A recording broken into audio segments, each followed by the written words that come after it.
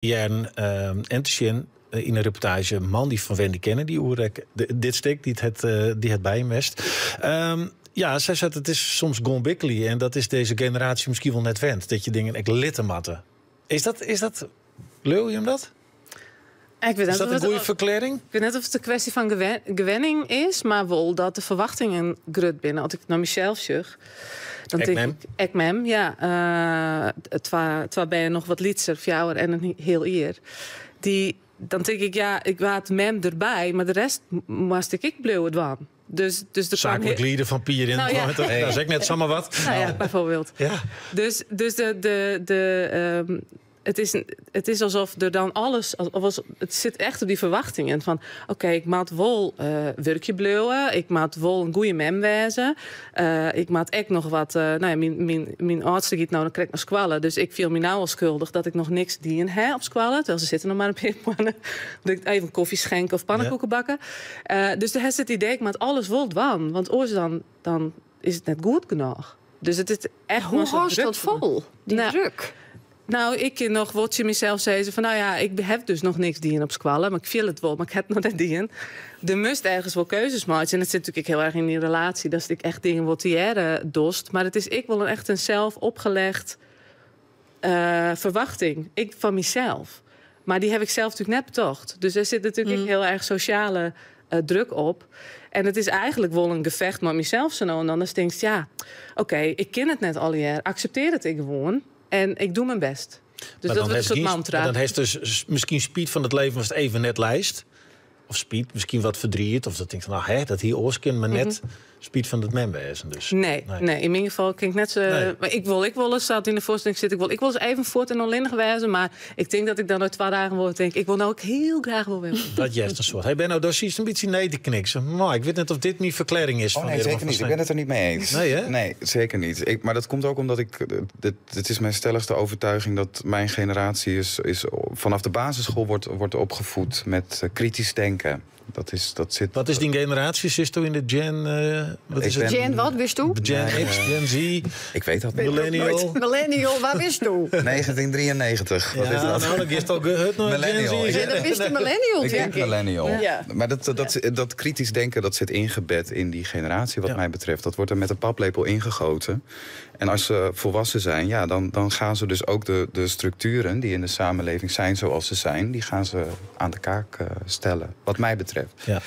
Hey, er spelen dus nog volle meer zaken. Want ja, ik kan me vaststellen, je zit in Toppenhuis, een Bitgem, Molen, Wommels, de Lemmen, Kortse, Tillen, Bolze, Dokkum, Gautum, Huddegriep. Je komen echt in dwarpshuizen waar misschien mensen zitten van een jaar of 60, 70, 80, die je dan nooit bij stilstaan hebt. Van Speedmem of Speedhuid of wat dan ook te wezen. Hoe neemt die mensen dan maar in het thema? Daar ben ik toe opgeleid. Dus ik kan het ook maar heel goed. Hoe breed wordt het in die zin voor hun hek? Nou, wij hebben een paar mensen van die generatie hebben we al in de doorlopen gehad. En die hebben de tranen in de ogen. En die zeggen, ik heb zelf kinderen. Ik heb 20 jaar geleden kinderen uit huis gezet. Dat ze 20 waren en dat het allemaal goed is. Zo klaar ermee. Nee, dat ging allemaal heel goed. Maar die zijn al eventjes ouder af. En die hebben daar nooit bij stilgestaan. En dan komen... En waar zit dan de ontroering in het stik? Dat ze zeggen, nou, dat wie dan echt wat meer rekken? Nou ja, dat zijn de thematieken die daar worden besproken. Spijtmoederschap, wensouderschap. Maar kun je een voorbeeld nemen van een zeeënde van de vios die de zeel...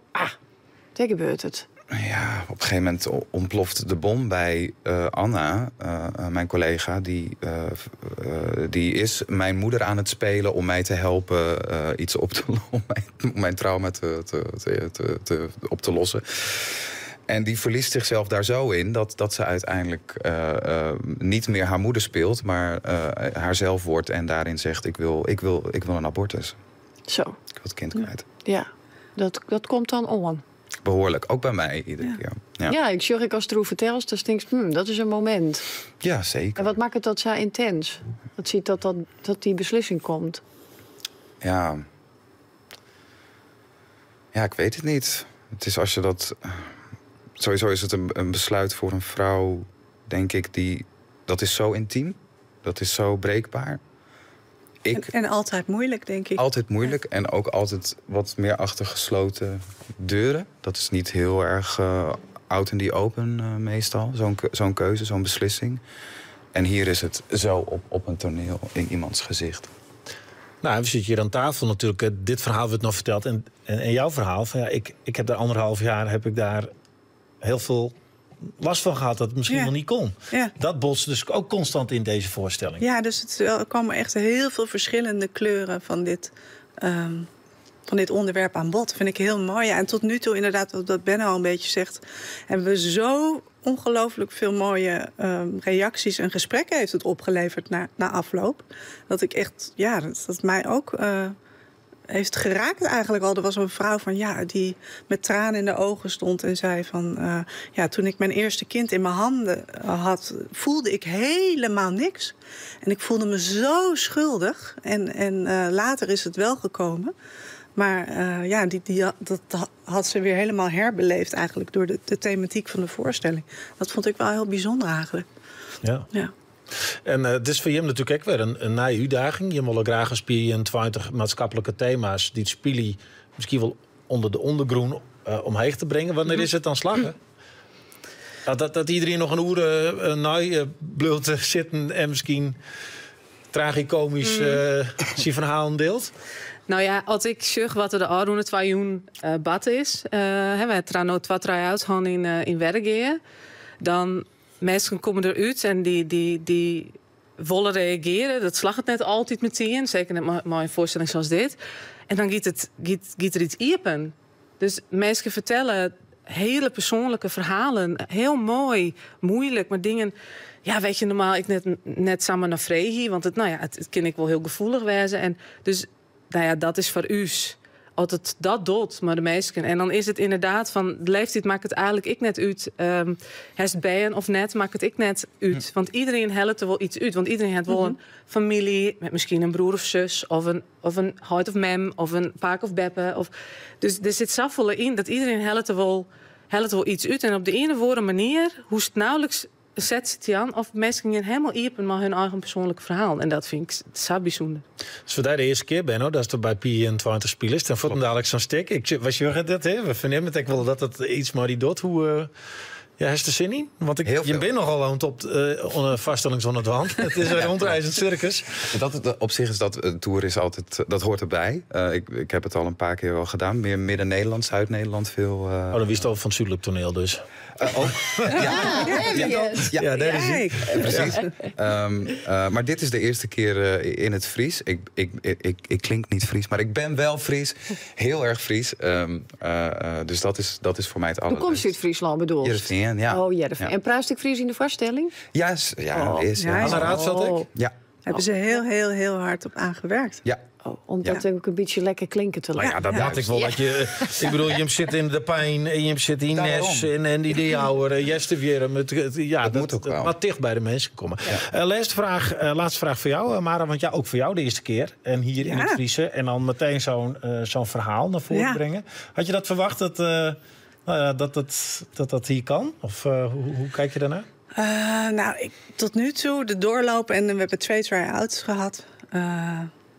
Ik ben eigenlijk tot nu toe heel positief verrast door het Friese publiek, moet ik zeggen. Heel geconcentreerd, heel goed luisteren. En dus heel veel gesprek na afloop. Ook gewoon in groepjes na blijven praten. En alles op de inhoud. Dat heb ik eerlijk gezegd nog niet, denk ik, zo meegemaakt. Dus dat belooft wat. En dat vind ik heel mooi eigenlijk. Leuk om te horen. Ja. Dat we zo'n mooi Fries publiek hebben. Heel fijn publiek. Als er een keer terug in bent, dan lullen ze de heer van die kop af. Hey Mike, we zijn hartstikke klaar. Nog 10 seconden. De première is 11 oktober in de Harmonie. En binnen nog kaarten voor? Of, daar hebben nog maar een peerkaart. Ja. Maar voor de rest kiest gewoon bij P20. Ja, op de website. Ja. Je krijgt er safvolle van waarom. Een tragicomedie over het Speedmem, Weeskorden en Grut brengen. Bedankt. Dit weer op en uit alweer. Het weekend stiert voor u voor de door. Ik weet net wat je maar hier door maar de tips die we doen hebben. Maar maatjes er een prachtig weekend van.